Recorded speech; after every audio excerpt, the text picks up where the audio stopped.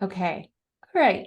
Quickly, my name is Alyssa Russo. I'm a learning services librarian at the University of New Mexico, the main campus in Albuquerque, New Mexico. And I am David Hurley. I'm the Discovery and Web Librarian, also at University of New Mexico. And we're going to be talking today planning a credit-bearing course on AI and information literacy. Thanks, everyone, for joining us. So we started the recording. All right. So first, we're just going to go provide some overview. So we're going to do a background, some context for how we got started on this course, and then we'll provide a broad structure for sort of how we envisioned it going, and then we'll kind of pop into a more in-depth look at one module, and then we'll pepper in maybe some other activities and projects that we thought might be good. So to get us started, a little background. So, I mean, probably as soon as ChatGPT came out, but about a year ago, we all started talking about how we would deal with ChatGPT and similar technologies in our information literacy instruction. And so first, we thought that we would give a little bit of context about us. So at UNM, we do have a couple approaches to instruction. So we definitely offer like library-focused instruction on how to use our systems and tools, but we also have this wonderful opportunity to take a more theoretical approach to information literacy because we have a certain structure. We're in a college where the university library is just like one prong, and there's also an academic program. They're called the Organizational Information and Learning Sciences Program. And so we represent the I in OILS is what it's called for short. And so we get to teach these credit courses. And so in that sense, I guess the credit courses allow us to think more broadly about information literacy. So a little bit a step away from how to use the library and maybe more thinking about how we use information in everyday life or just maybe some social implications. And the course we're describing today was planned as a 3-credit course. We recognize that people are coming from all kinds of different libraries and institutions. So if you can't offer a credit-bearing course at your institution, maybe hopefully there are just some ideas that you can springboard off of. And then I have this lovely quote. I feel like I put it in a lot of things that I do, but I'll read it real quick. This is from Barbara Pfister. Quote, "What happens in the classrooms under the banner of information literacy has to include an understanding of information systems, the architectures, infrastructures, and fundamental belief systems that shape our information environment, including the fact that these systems are social, influenced by the biases and assumptions of the humans who create and use them."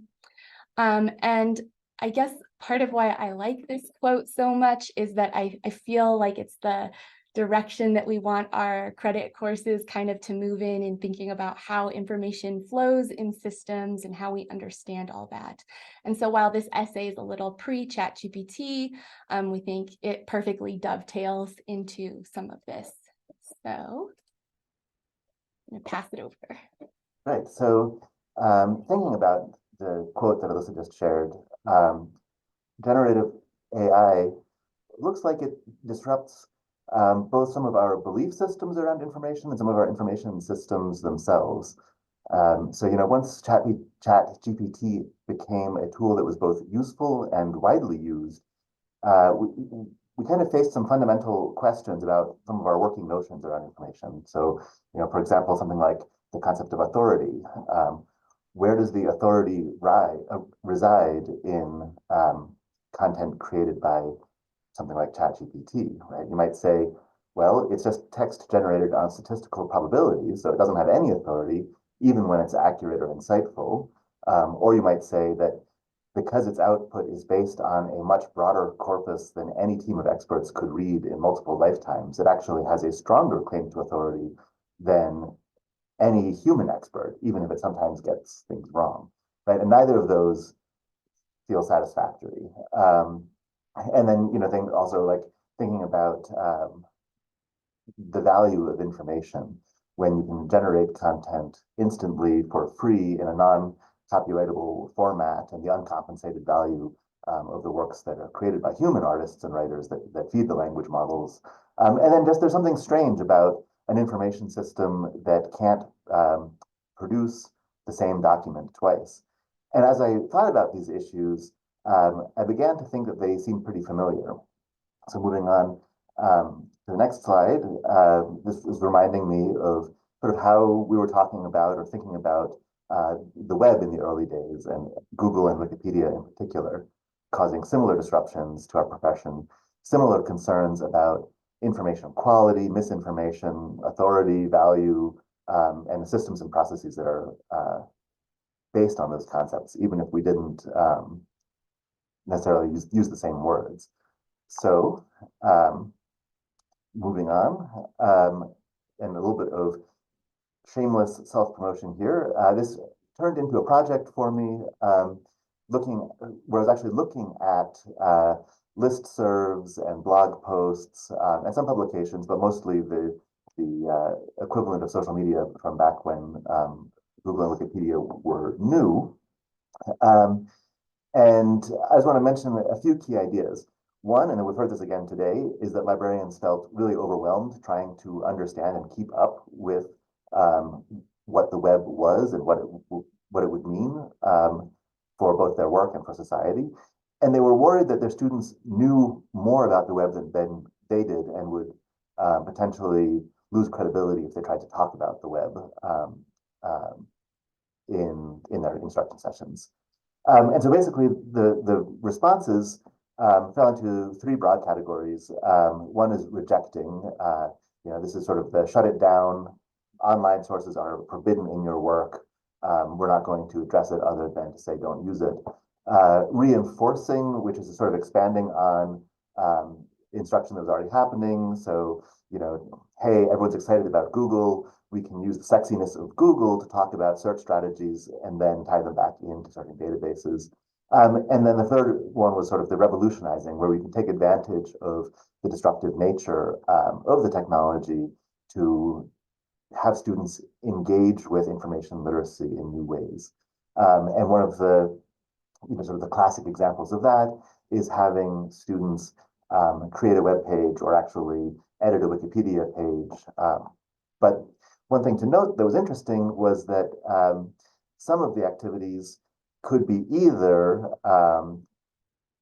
rejecting or revolutionizing, in the sense that the revolutionizing approach, you have students editing a Wikipedia page or creating a website to sort of position themselves and begin to have them thinking about themselves as part of the scholarly record or engaged in the scholarly conversation in some minor way. But you also have people who are doing the same assignments, but they're doing it as a cautionary message that what you find online could have been written by anyone, even you. Next slide, right? So this was actually positioning the students as potential vandals, and the fact that the students had access to these systems undermined the credibility of the systems. So taking some of these thoughts together, thinking about how we might respond to ChatGPT, well, one thing is it's obvious that banning it doesn't work. And it's also obvious that we need to make space for the fact that we don't have all of the expertise, that this is new for us, that our students may have more expertise, but they also may not. So we want to create a space where they can bring in expertise, but we don't necessarily assume that they have it. And then see if we can use some of the disruption that generative AI brings to our information systems to get students to engage with information literacy, and to return to Barbara Pfister, the architectures, infrastructures, and fundamental belief systems that shape our information environment. So next slide. To me, the most promising way to do this was inspired by Jimmy Gaffrey's credit-bearing Google case study, as a response to Google offering this was a credit course, information literacy course, where the students engaged with a Google product and used that to explore information literacy. But for our course, we decided it would be interesting to frame this not as a here's how you should think about AI and information literacy, but rather, hey, these are important and unresolved questions, right? We're experts in information literacy, but we're all relatively new to generative AI.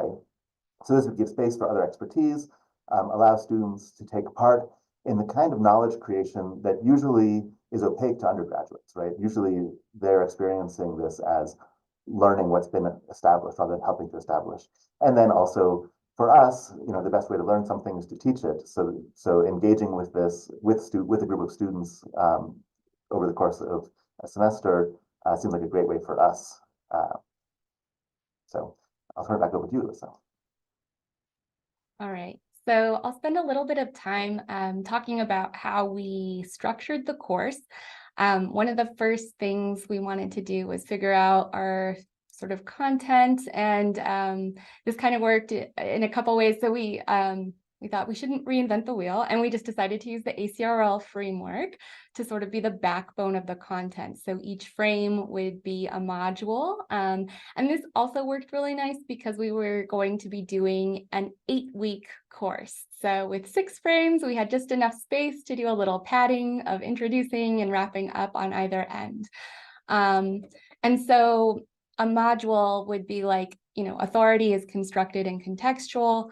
And that would anchor the week as students, and we used generative AI tools to explore core concepts around authority. And so the other piece of this, we wanted it not only a super fast-paced 8-week course, those are really intense, but we really thought it was important, partially because of that pace, that it be hybrid, where we absolutely had space online, but it was important to us to meet face-to-face in person. And I think there probably are many opinions on this, but I think our opinion is that it just feels a lot easier to create a sense of community in person. And we thought that this sort of, community of practice would build a lot nicer if we could see each other and have these more human moments. Instead of just, interfacing in an asynchronous online space. And then the other piece, I guess, we decided, so we would have these 2 in-class sessions. We were going to do like Monday, Wednesday, say. And the first one, we would introduce the information literacy concept, and we would sort of facilitate introducing that, however that meant. But then it was, or introducing AI maybe a little bit. But the second session on Wednesday was an opportunity to give the students a chance to sort of lead and facilitate either a discussion or an activity, or they might give us we talked about maybe a presentation on a tool they were using at some point, what insights and connections they're drawing. So they might be doing that for at least a portion of the second class. And so because of all of this kind of ask, I think these are big asks, we definitely wanted this to be for sort of like upper division undergraduates who had some experience in a college level course before. And we'll go into more of these requirements, but I'll go ahead and show, this is so it ended up being called the course number OILS 493, and Artificial Intelligence and Information Literacy is sort of our short title. We were given a little feedback just for the crowd, if you're going to do something like this, information literacy, maybe students don't know what that is. So like there might be better ways to say that, but this is what we have. And we developed this little poster on the side from using a tool to sort of promote this to try to get some more students. And let's see here. I think David did a pretty good job of, talking about the sense that we were going to be working on these sort of cutting edge questions together rather than being a traditional like speaker, or I don't know, stage, what is it, sage on the stage. But I guess I'll say a little bit about the course description. I'll read a little bit. So we were just saying generative AI is changing how we interact with information and information systems in profound ways. Is our current thinking about how we find, evaluate, value, and use information still appropriate? And then we go ahead and ask a bunch of questions about that to kind of hook people in. So moving on, though, we'll try to get through some of this. So these are our main goals that we have in our syllabus. We definitely want students to gain some practical experience with these tools. We also think that this is a lovely opportunity for students to sort of synthesize and illustrate some of these concepts from information literacy to show us that they understand these things. And then we think that it's important to develop a critical stance towards these information systems and technologies. And briefly, a little tiny slide on supplies. Generally, in a lot of our credit courses, we don't assign textbooks. We like to curate readings and include them. And I think that that was really critically important in this class too, because this is mentioned in the opening keynote, all that hype and just trying to stay up to date on this constantly changing topic. So that gave us a little leeway to find current readings that would resonate. And then let's see here. Oh, early on, we had talked about students, maybe using different tools, maybe like text, image, music, whatever. But we kind of abandoned that idea as we were developing things. We found ourselves, or at least I definitely found myself, relying on ChatGPT a lot. And it just seemed to be a centerpiece. So we decided instead of a textbook, we would try to have our students, we were going to require that they got ChatGPT Plus subscriptions. And I guess now there's a ChatGPT team feature that would probably be a better option. And so that's a little bit there. Briefly, we, let's see, thanks, sorry. I'm just seeing a note about, sorry, thank you, pardon me. So these are, in a nutshell, some of our assignments. We have a lot of writing assignments, a lot of in-class participation. It's a very discussion-heavy class. And then we'll get into this thing called the Researcher's Notebook, I think, pretty much right now. So we're going to move into a week in the life. This is sort of a more in-depth look at maybe an example of what we would have tried to teach. So this module would be on the frame research as inquiry. And, I didn't say, but some of the outcomes, right? So we want students, this is pulled directly from the frame. We want to approach research as a process of open-ended exploration and engagement with information. And we just want students to formulate a bunch of questions. And so when it comes to AI, the question is absolutely no longer, whether AI is going to reshape how we do our schoolwork, how we work, but I think how we want to make it work for us in a more productive, interesting, or meaningful way, if we want to frame that maybe in a positive.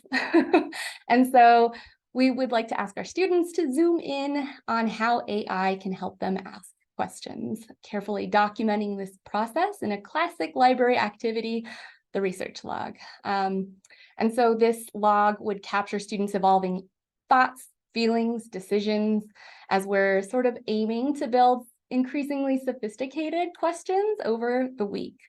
The log will include, obviously, questions, lots of those, revised questions, any aha moments that they've had, maybe intriguing observations, any back and forth dialogue with the AI that was worth documenting, because we found in our practice that there were lots of boring interactions too, and we definitely didn't want to read all of those. But yeah, this was funny. The other week, David was talking about yelling at the AI, and I was like, that's what I want to see students input. Like, when did you yell at your AI? Stuff like that. And if they had related readings, anything that they found interesting, this could also, in that sense of the community of practice, and filtering out all of the hype, maybe this would help us identify some key pieces to read together. What else? Let's see here. I think that's kind of the gist of it. But really, the idea here is that this module, we're trying to highlight the process, which we think is a huge part of information literacy that's often invisible. And we really want to celebrate that process and show it. And so we kind of got so into that eventually we decided we would expand this module, this project, into sort of the final product, that researcher's notebook. And so every week they would be, for each frame, they would be expanding on this sort of research log. And really what appealed there is that I think for many librarians, probably, at least in my experience where I'm not in credit courses, I'm so constrained by time. And this is this wonderful opportunity to have this extended period for students to really show us the narrative of their process and like how maybe their thinking is changing, what they're discovering. Let's see here. So moving on. So this first class, right, I'll explain, I would explain the concept of inquiry a little bit. I'm a big fan of this frame. I think it sort of provides an aspiration maybe, or like it's what I'd like the mirror for this whole class to be. I'll read just a little section actually directly from the frame. So experts see inquiry as a process that focuses on problems or questions in a discipline or between disciplines that are open or unresolved. Experts recognize the collaborative effort within the discipline to extend the knowledge.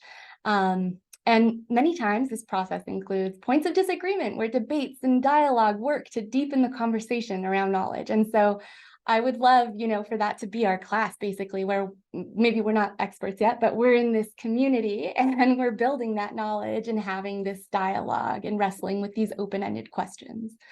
And so this week, I think there's a balance. So we want to have this interplay of students working with AI tools, and they could be doing this independently or on the sort of more asynchronous side of class. But we have this collaborative advantage of meeting twice a week and like with real humans, which still kind of feels novel to me because of the pandemic. But it's like this wonderful space to meet with people. And so they're not stuck in this weird vacuum of like interfacing with an AI that potentially could be spouting out weird outputs. So this is a nice way to balance some of that out. Anyway, I need to keep moving quickly. One of the things that we would do in this class would be pulling from this question formulation technique. The librarians at UNM have spent a lot of time teaching and facilitating this strategy, so I am thankful for the work they have done on this. And so this is designed to encourage students to develop their inquiry skills and become more engaged in the learning process. It's sort of a structured way of helping students generate, improve, prioritize their questions based on some topic. And so obviously we would be talking about AI. And so they have to engage with a piece of information and then they're generating as many questions as possible. And we kind of flip, I think often you hear quality over quantity, but here we're like quantity, like as many as you can, because then they're going to work on refining that as they go. They'll be sort of digesting all of these questions and sorting them. We often do like open-ended, close-ended. You might have them do a list of like their most favorite to least favorite. And then they kind of step it from individual to pair or share to like maybe a whole class where often I think a lot of folks in UNM, they're using like Padlet or Jamboards so that you have this big screen. And that's exciting too, because then you can further sort all of these questions. You can start to see themes emerging and maybe get direction for where you want to go. And so with our class, I think that this, this would offer, we would say, I don't know, this is a really quick example, but we could just play them a podcast or a segment of a podcast or something, or they would listen to that as homework, and then we could use that to jumpstart this process. And I think that this would then be a model for them, so they have something, a concrete pathway to keep doing iterations and try this technique out throughout the week as they're completing their research log. And then on the second class, the in-person, so we would split the time. We would definitely have some time for the student facilitated portion, but then there's also this walk and talk activity that I'm modifying from the University of Arizona's Atlas of Creative Tools. So this activity aims to foster creativity and collaborative thinking. It asks students to be playful, try things that may seem a little odd, a little silly, and we think this is good because this is part of the work to sort of open up to experimenting and exploring, and there's this sense of motion, which is kind of cool because Dave and I were just at this other workshop where we were talking about embodied learning and kind of feelings and stuff. So I think that there's an element of that playing here. But we would invite students to pair off, walk around campus, which this is a picture of our duck pond at UNM. It's really a lovely space. And we would give them some prompts. So they would be able to interview each other for us that period of time before coming back to the classroom to debrief. So prompts might be things like, what is curiosity to you? When have you experienced it? Why do you want more curiosity in your life? How do you like to learn? How do you like to discover? What's the same about those things? What's different? What are some challenges AI faces in understanding human questions? So those are some examples of our module 4. I'll pass it back over. All right, so that is 1 week in the life in somewhat in depth. And then I just want to touch on some of the other modules. You get a sense of the kinds of things we were doing. I'm not going to go into that level of detail, but just to give you a sense of some of the activities that we were thinking of, some of the approaches.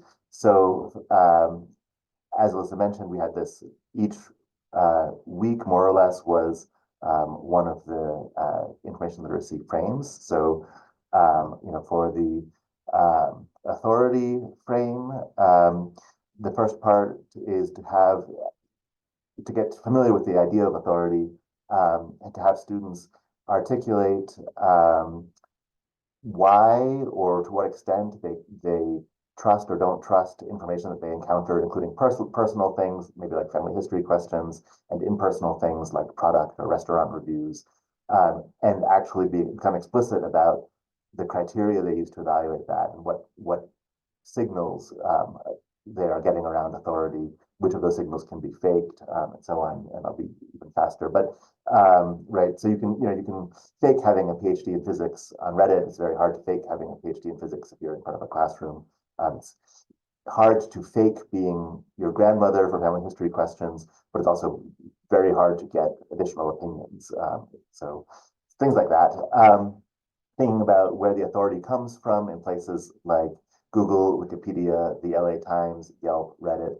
But then it was moved to the AI part to apply their criteria to content generated by AI and content that might be generated by AI, and then see whether, and potentially have them create content that matches their criteria, right? So begin to think about, do the same criteria apply for content that is generated through AI, or do we need different criteria? And again, sort of an open question and allowing them to explore that. Searching as strategic exploration. The key ideas here is that the ways that your strategy and iteration manifest when searching a traditional search system, whether it's Google or a database, and how that compares to the strategy or iteration as you are using generative AI as a discovery tool. And a big component of this is having them try to improve the responses that they're getting from ChatGPT, right? And so, for example, if you give ChatGPT additional context before you ask a question, or even if you ask it to explain a topic before you ask a question, you can get better results. And it brings in the ideas of the role of having background knowledge or context and how that fits into search as strategic exploration. Value, yeah, I'm actually going to stop here, and we'll just I'll give it back to Alyssa to wrap up because we're down to the last minute and a half. But basically, you get a sense of getting them to engage with the information literacy topic, and then having them engage in some ways with it through the AI systems. Sorry, David. This half hour goes so fast. So we were going to just say, to wrap up, a little bit of a letdown for us. We were both on different types of leave. We did not do the most thorough job of promoting the course, so it did not make yet. Maybe, one of our concerns when it initially didn't make, we were like, well, we're not going to offer it again. Like, the ship has sailed, the hype will go. And now we're starting to think, I think I could still run this class and it would still be really relevant, and students could still really enjoy it. So I think that was one of my key takeaways, but we also just wanted to share it out to, if it springboards any ideas for other people, we would love to have that happen. David, any other last thoughts? Well, the one thing, we talked about, and I don't ever want to talk about generative AI without talking about the environmental aspects, right? The incredible resource intensiveness And so we did talk, we in our course planned a lot of ethics and bias and that sort of thing, but also just the amazing resources both to train these systems and to use them, and what that means for a planet in climate crisis as well. Thank you, everyone. Yes, thanks all for attending.